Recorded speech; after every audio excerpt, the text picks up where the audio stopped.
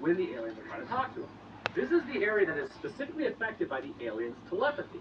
This area has quite a few mirror neurons. When the aliens communicate, these neurons are overwhelmed and almost enter a seizure-like state, which bleeds over into temporal lobe, affecting hearing. This seizure causes damage to the brain as well in some humans, as it sends Dr. Okun into a coma for 20 years, and President Whitmore is permanently altered behaviorally after the aliens use their telepathy on him. But how does that explain complementary brain structures?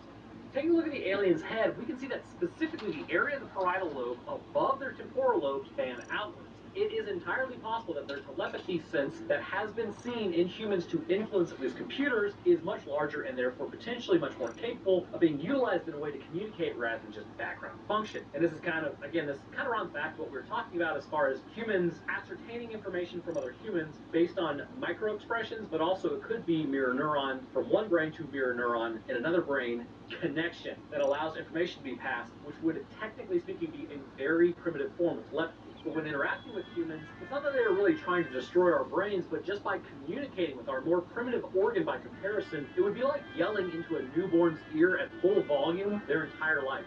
You're likely to damage their hearing, like right out of the gate. The power within their brains simply causes damage to our mirror neurons as potentially, and this is the reason they're called mirror neurons, because we respond to actions that we observe in other, but the really strange part is mirror neurons will actually fire in the same way to recreate the action. If the aliens are using telepathy with their mirror neurons, and our mirror neurons are trying to replicate that, it may overwhelm the brain and then cause damage to it and change it permanently, which will have consequences in the other areas of the brain because there are other areas of mirror neurons, and this leads to, again, functional and structural changes that have long-term consequences. That's how that telepathy screws with your brain. So why would these creatures develop this?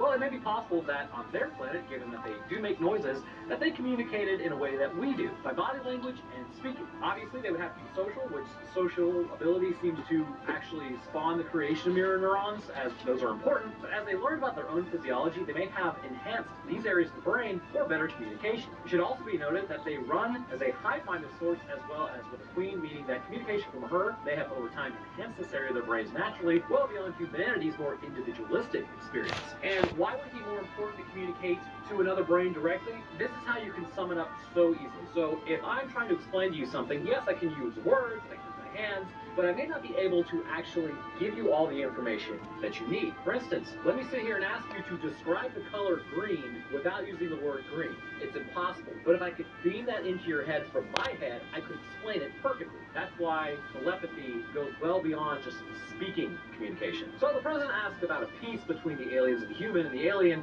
basically tells us to pound sand, and it actually shows, well, these things hate us, and they're not immune to bullets, which is hilarious. Get wrecked. The president also saw its thoughts. Again, describe the color green. They destroy civilizations and take resources. See?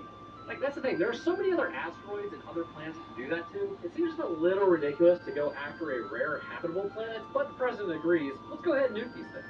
David starts drinking since it's the end of the world party as he argues with his ex-wife, which is pretty standard. Miller has a nice cry as he gets into a helicopter, and they send in the bombers to hit the ships. As they do, the president gives the order and they hit its energy shield, which does absolutely nothing.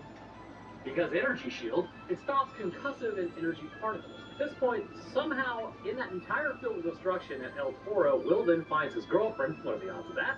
And the first lady gets found too. I imagine she has internal bleeding or something, because, like, they get her to safety and then she immediately succumbs to her wounds. Give her, like, a coagulant. Good lord. But as they now enter July 4th, okay, before we move on, I do have to say internal bleeding is very dangerous. You can't just administer a coagulant to somebody. That's not going to work. You're basically going to create blood clots, which is going to take them out anyways. You have to do surgery, which they may not have had the ability, given that aliens were invading. So anyways, now it's July 4th. Time to raise hell and praise Dale. David starts breaking everything in a drunken bender, July 4th mood. During David's freakout, though, his dad mentions how, well, at least you still have your health, which gives David an idea. As David rounds everyone up, they fire a shot showing that the alien ship still has its shield. But administering a virus, the Major is able to shoot the can off the ship. If they can infect the mothership with a computer virus, which is hilarious in itself, because we truly have no idea how their antivirus programs would really run in the first place, then again, I suppose they wouldn't know, like, our primitive computer viruses would run either, but a plan is then hatched. Send Hiller and David to the mothership to deliver the virus, as well as a nuke, and coordinate a worldwide counter-assault on the ships with limited resources. What could possibly go wrong? Meanwhile, over in Iraq, the Brits get told that the United States is organizing a counteroffensive, which is like, oh, it's about bloody time, mate. I'm running out of chips. And they're pretty jazzed about it. As the signal then floods over the rest of the world, mentioning how we are about to drop their shields, but only for a short time, the attack begins in 5 hours, and luckily everyone is listening. Out at Area 51, they then round up any pilots they have left, and anyone who wants to be a pilot, which Captain Russell has entered the building. He's marginally sober, and he's back. Prior to Hiller going to attack the aliens, he gets married to Jasmine so that she can get all of his benefits if he goes out. And this rekindles the flame between David and his ex, so it's now time to head out. They're down to some pretty young pilots, but that's how it goes sometimes. The president then gives a speech about humanity's Independence Day if they pull this off, and gets everyone riled up and ready to rock. The president also was a combat pilot at one point, and then heads up with everyone as well. Grabbing cigars, they board the alien craft and immediately run into a barrier behind them as someone put the instructions on southpaw. After one small oopsies, they then get it right and begin their ascent at a horrific rate of speed. I died so fast. The larger ship has begun to move to Area 51 as the rest of the fighter pilots begin to move on the ship. Entering the ship, it appears it does have some internal atmosphere, which we will see in the second movie that it must be quite similar to Earth's atmosphere, considering humans can breathe unaided in it. And this also supports that these creatures were either land dwellers or only partially entering the waters of their homeworld. It looks like the ground invasion is preparing to move in and mop up the rest of humanity at this point, which between the first and second movie actually did happen, which would have been really cool to see. The ship that they are on begins its docking procedure as David gets into the ship's operating system and begins uploading the virus. As they do, it begins to send it out to essentially all the other disseminating ships, as first energy shields aren't really dropped. Then after a few moments, it does work as another dogfight ensues upon a successful missile hit. David and Hiller now try to get out of there, but are stuck. The aliens now launch an attack on Area 51 as the alien opens up the cover on the craft, revealing Hiller and David. The energy beam starts powering up to fire a bunker buster on Area 51 as Russell comes in, but his missile gets stuck. Now that sucks. But due to his past probing, he's got a bit of a blood vendetta against them. I can which, if you took my dignity, I think I'd probably do the same thing. So he flies into the beam and makes contact, which blows the ship out of the sky. Miguel, for the first time, is now proud of his father for his sacrifice as everyone gets on the wire and tells everyone else how to bring down these Walmarts as a security detail is sent to check on Hiller and David's ship. They smoke a cigar and then head back to the window and wave at the dock for the alien. They fire a nuke at this thing, taking it out, which releases the ship as they GTFO. Flying through, they manage to basically escape as they try to close the doors, and then they are able to get through that and head back to Earth. The alien then sees the countdown.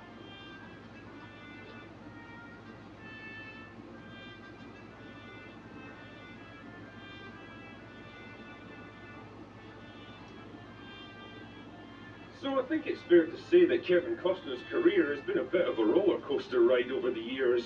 After a string of early successes in the 80s like Bill Durham and Field of Dreams, he reached the pinnacle of success with epics like Dances with Wolves and Wyatt Earp, only to fall victim to hubris and overambition by releasing bloated, high-profile misfires like Waterworld and The Postman, movies which basically torpedoed his career in the 90s.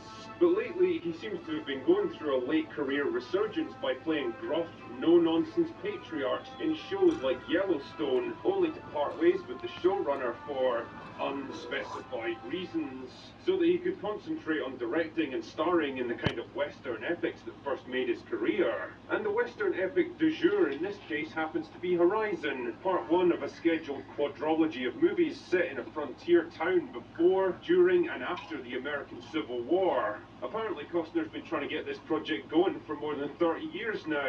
It's been stuck in development.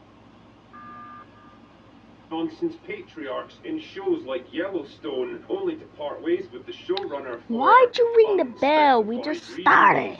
So that he could concentrate on directing and starring in the kind of Western epics that first made his career. And the Western epic du jour in this case happens to be Horizon, part one of a scheduled quadrilogy of movies set in a frontier town before, during, and after the American Civil War. Apparently Costner's been trying to get this project going for more than 30 years now. It's been stuck in development hell and passed through a whole bunch of studios and production companies, but here it finally is. With a 3-hour runtime, a huge star-studded cast, the usual gorgeous landscape shots you'd expect, and a complex multi-threaded storyline, it's definitely got all the ingredients of another epic Oscar-bait Western movie to add to Costner's trophy cabinet. The only question is, does it actually manage to combine them together into a satisfying end product? Well, let's find out, shall we? The narrative is divided up into four main strands. The first one follows a homemaker named Frances who's forced to flee Horizon after the town gets attacked by Native Americans and her husband and son are killed in the raids. She and her daughter soon come under the protection of the US Army at a nearby fort, where one of the officers there takes them under his wing as he and the others debate how to respond to the Apache threat. Meanwhile, the second thread centers on the Apaches themselves, who are divided over how to deal with the white man encroaching on their territory. The elders of the group are kind of resigned to their fate and believe that peaceful coexistence is the only way to survive, while many of the younger warriors are spoiling for a good fight and want to drive the settlers away by any means necessary. The third strand follows a young woman on the run from a vengeful family after she shot one of their sons, only for her past to eventually catch up to her. The confrontation soon draws in horse trader and gunslinger Hayes Ellison, who reluctantly decides to intervene, only to stir up a whole world of trouble for himself. The fourth and final story thread centers around a wagon train making its way towards Horizon with a pair of snooty upper-class Brits on boards, because of course they have to be snooty and upper-class. But as the wagon grinds its way across the untamed wilderness, does the true danger lie in the hostile natives